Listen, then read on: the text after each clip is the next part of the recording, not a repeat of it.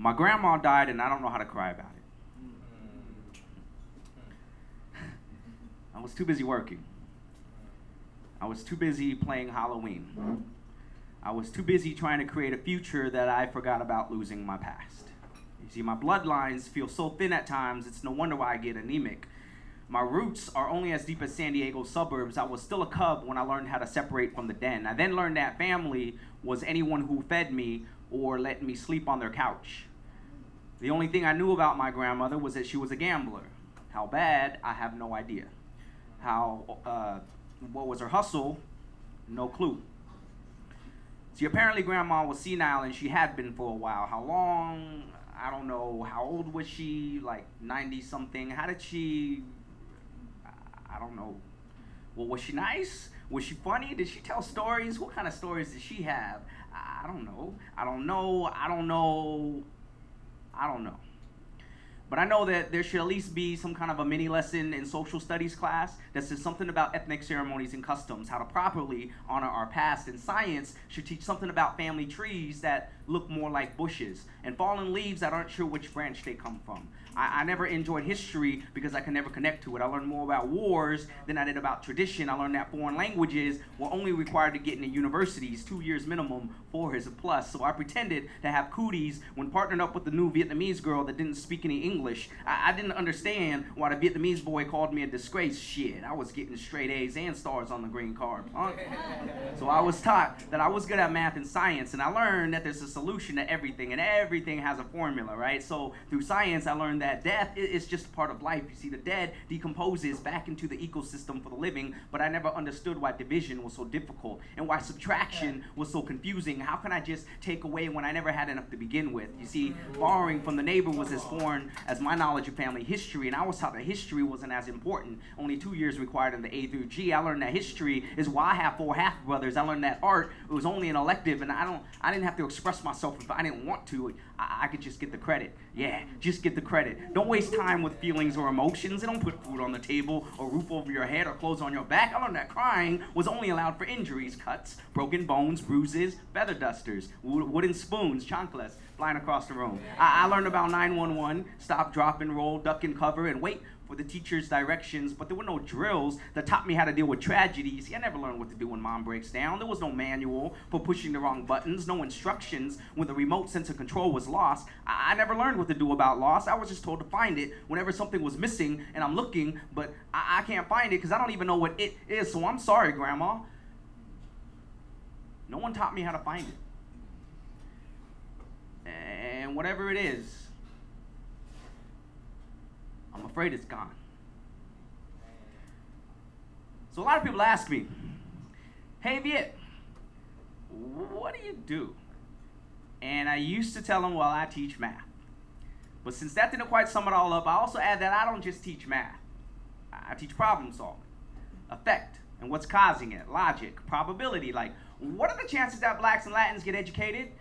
Probably doesn't stand a chance of getting incarcerated. Stats, but not accurate. I took 1 class and that was it. Optimization broken down into 3 courses, 101A, B, and C, like the efficiency of education, medication, and world peace, geometry and measurement. Figuring out what shapes and sizes fit in our domain and range of how high you can go up the y-axis and how low you will go before you hit the negatives, algebra. What the heck is X and why is Dad over there? What's missing? What are you trying to find?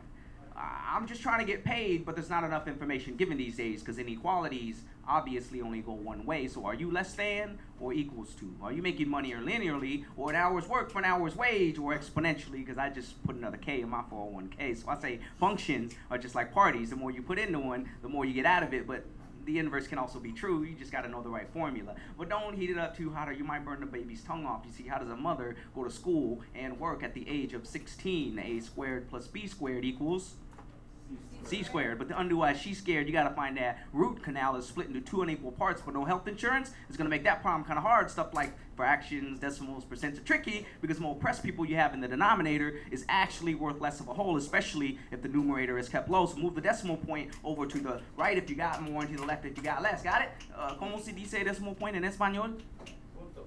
What did you call me? Punto. Oh, punto.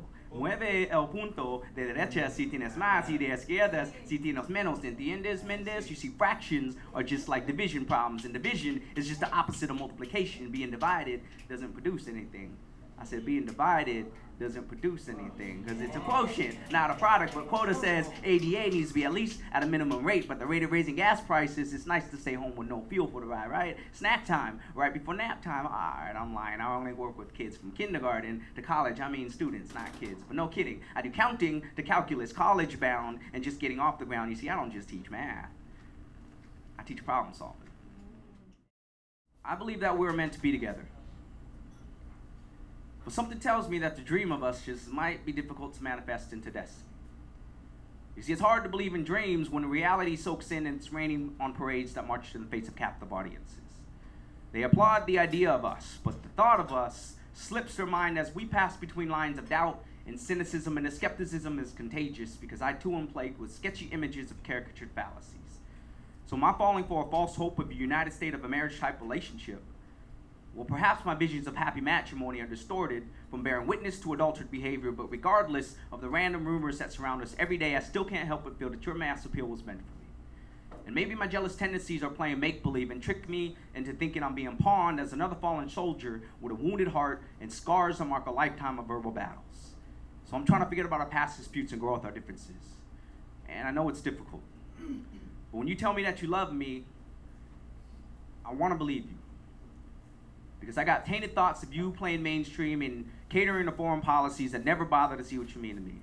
So I want to believe that you love me the way love was meant to be. Unconditional.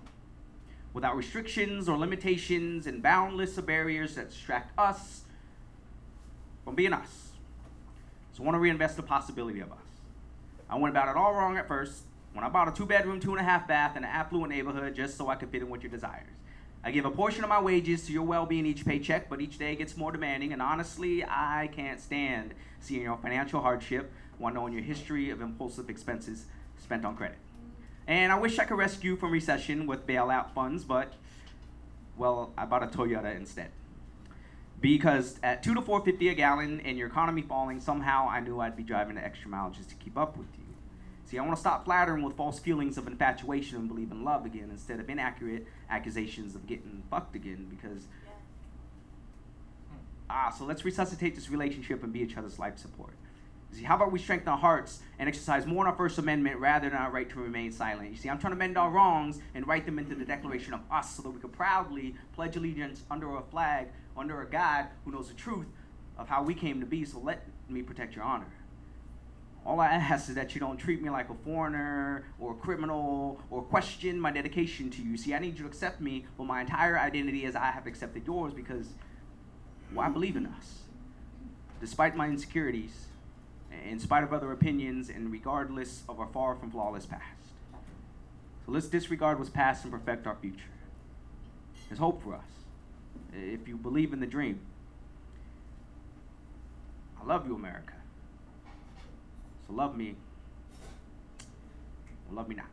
Thank you very much, beautiful audience.